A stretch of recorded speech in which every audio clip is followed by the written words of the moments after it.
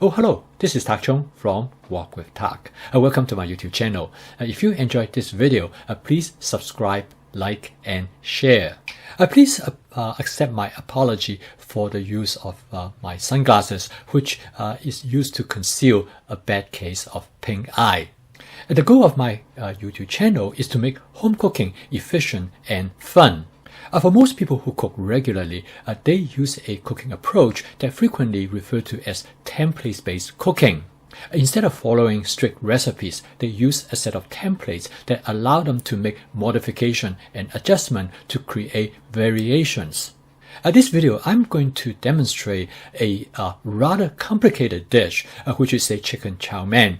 But by using the templates that make up for cooking this dish, it actually is relatively simple. Okay, so let's get into the kitchen and get started. The first thing I'm going to do is to boil some spaghetti noodles. I'm going to use about 1 pound of spaghetti noodles for this purpose.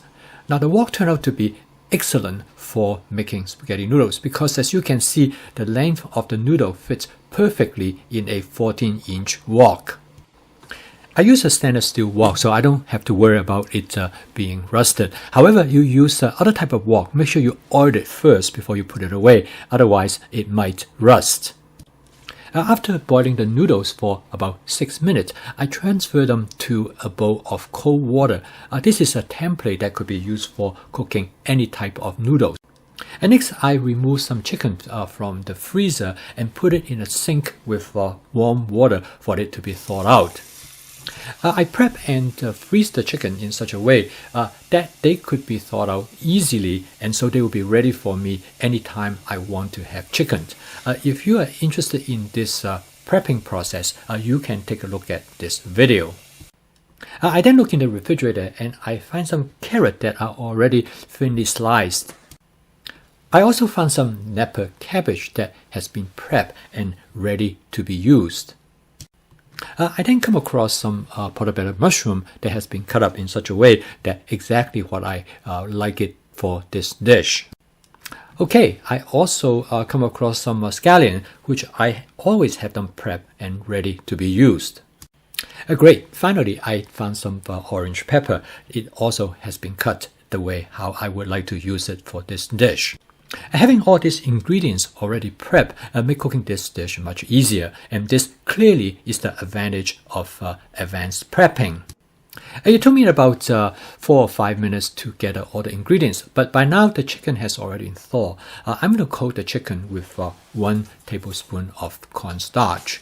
Now, coating the chicken with cornstarch make a big difference to the texture of the chicken. It keeps them more tender and moist, and also gives them a slight crispy texture on the outside. Next, I'm going to make a gravy-like sauce for the dish. It is important to have a rich sauce to cover the noodles. So I'm going to start out with 2 tablespoons of dark soy sauce. And then I add 3 tablespoons of light soy sauce or regular soy sauce to provide the saltiness for the sauce. Next, I'm going to add half teaspoon of salt. This is then followed by half tablespoon of sesame oil. I then add 2 teaspoons of my basic seasoning mix. If you want to know more about the ingredients in this seasoning mix, you can take a look at this video. I then add about 2 tablespoons of sugar to give some sweetness to the sauce. This is then followed by 1 heaping tablespoon of cornstarch that will be used to thicken the sauce. And finally, I add 1 tablespoon of vinegar, and I use distilled vinegar. This is my basic template for making a sauce, and you can make adjustment according to the type of dish that you are going to cook. I'm going to add 2 tablespoons of canola oil to my Cucina 14-inch stainless steel wok. I spot season the wok using my spot seasoning method specifically for stainless steel wok. If you are not familiar with it, you can take a look at this video. I then add the chicken to the wok. As you notice that the chicken tend to stick together due to the cornstarch. I use a pair of tongs to separate them, and I try to lay them out as much as possible on the surface of the wok. This is one of my basic chicken stir fry template.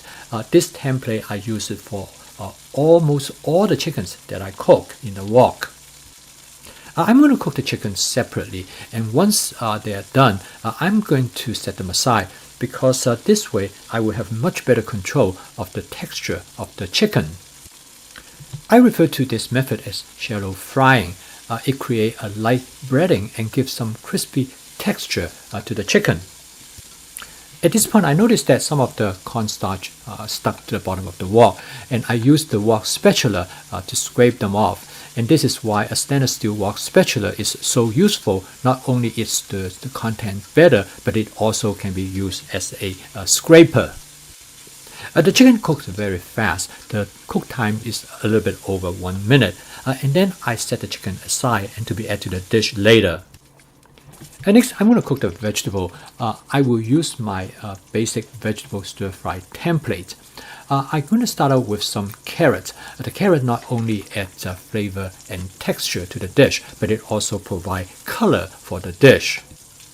After stir fry the carrot for about 15 to 20 seconds, I'm going to add the Napa cabbage to the wok.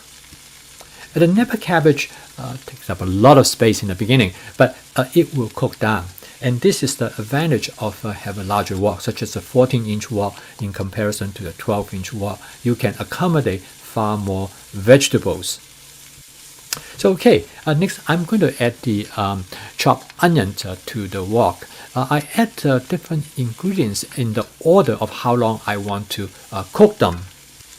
Cooking the vegetable at a high temperature is essential for generating flavor on the surface of the vegetable because of the chemical reaction known as Maillard reaction.